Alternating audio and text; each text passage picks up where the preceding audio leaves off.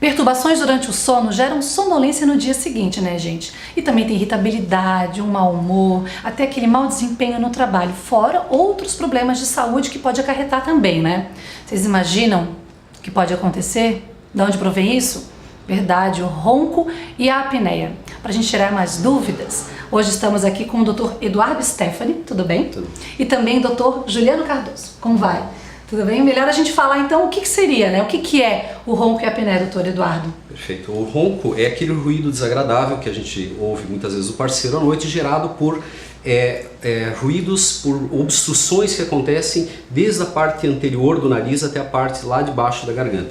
Enquanto que a apneia é uma obstrução da passagem respiratória, onde a pessoa tem engasgos, tem uma falta de ar, podendo até baixar a oxigenação do sangue. É mesmo? Até baixa a oxigenação do sangue? Sim. Pode desmaiar? Não obrigatoriamente, porque existe um reflexo do próprio corpo fazendo com que a pessoa acorde. E aí ela fica com esse sono entrecortado, né? A noite inteira ela vai ficar acordando e tendo uma qualidade ruim de sono. Tá certo. No caso do ronco, doutor Juliano, quais são as pessoas mais propensas a desenvolver essa condição? Geralmente a gente imagina assim que são os adultos, depois de uma certa idade, mas quem também nunca viu uma criança que pode ter esse problema, né? Eu acho que a primeira imagem que a gente tem do paciente roncador é a pessoa que é obesa, né? Antigamente o ronco era muito tido como o bem dormir, né? Justamente porque parecia que a pessoa estava numa qualidade de sono muito boa. Mas então o obeso, sim, né? E aí com alterações relacionadas a isso na região do pescoço, né? Pescoços mais curtos e mais grossos. Também alterações anatômicas que vão ser pesquisadas futuramente em consulta. E na criança o que a gente nota são alterações no desenvolvimento da face, e que são relacionadas ao fluxo de ar aéreo e que, por sua vez, quando fica obstruído, acaba por gerar o ronco. Uhum. Tem uma causa principal do ronco, doutor?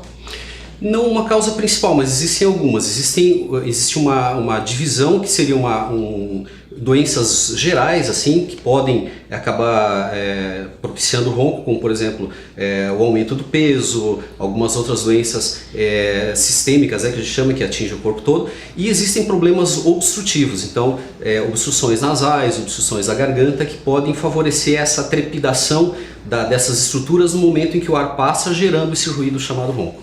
Entendi. Uma pessoa pode identificar o ronco e a apneia? Acho que é impossível ela mesma identificar que ela ronca. Assim, dependendo do grau de ronco, ela pode conseguir identificar ou até acordar quando esse ronco tem um volume aumentado, né? Mas enfim, o ronco é geralmente percebido pelo parceiro, né? Ou a parceira, e a apneia também pode ser percebido pelo parceiro ou pela parceira. A apneia é o estágio onde o ronco fica mais intenso, e naquele momento o paciente tem um movimento respiratório como se fosse um engasgo, né? Ou até uma parada, realmente uma parada da respiração. Muita dúvida tem disso. Daí para a respiração, e o que pode acontecer? No momento que existe um colapso da via aérea, o ar não entra mais, não preenche mais aquela via e se interrompe o fluxo de oxigênio para dentro do pulmão. A partir deste momento a oxigenação sanguínea cai e, por reflexo, o nosso corpo gera estímulos musculares para que a pessoa acorde ou superficialize esse sono para restabelecer esse fluxo. E esse é o grande problema da apneia do sono. Quando a pessoa deve procurar ajuda médica? Em que momento?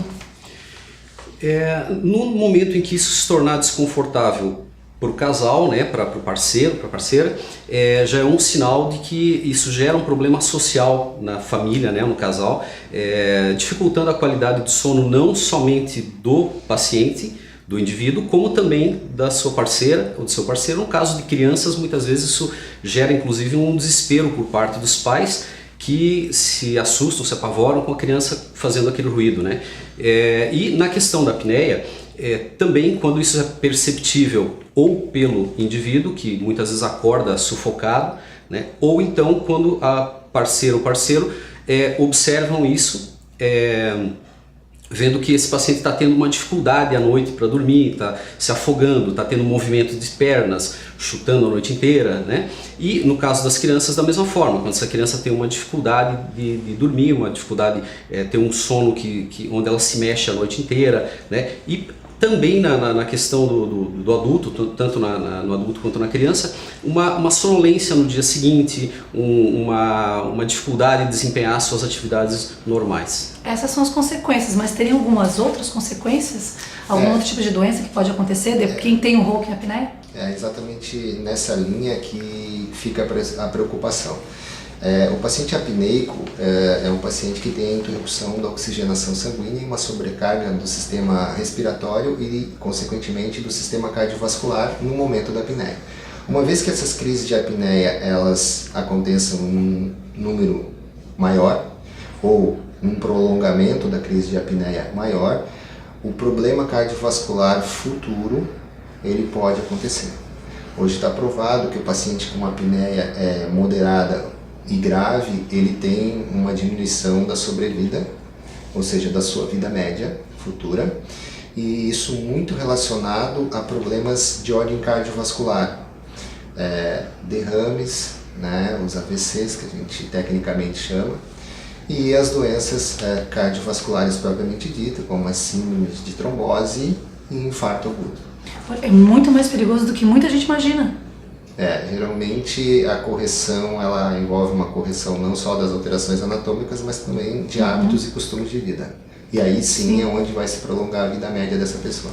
E tem tratamento possível para parar de roncar? Existem diversos tratamentos, tanto da apneia quanto do ronco, onde a gente vai atuar inicialmente no que a gente chama de sistêmico, que é no geral desse paciente, observando, por exemplo, hábitos de vida como excesso de alimentação à noite, hábitos como bebida alcoólica, principalmente à noite, sobrepeso, algumas doenças como, por exemplo, o hipotireoidismo, entre outras doenças que podem favorecer o aparecimento da apneia e do ronco.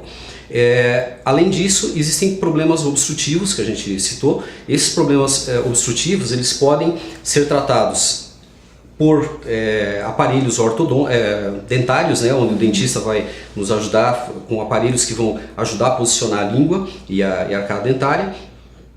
Tratamentos cirúrgicos, muitas vezes corrigindo essas obstruções que possam vir a aparecer aí por uma obstrução nasal, uma amígdala muito grande, né?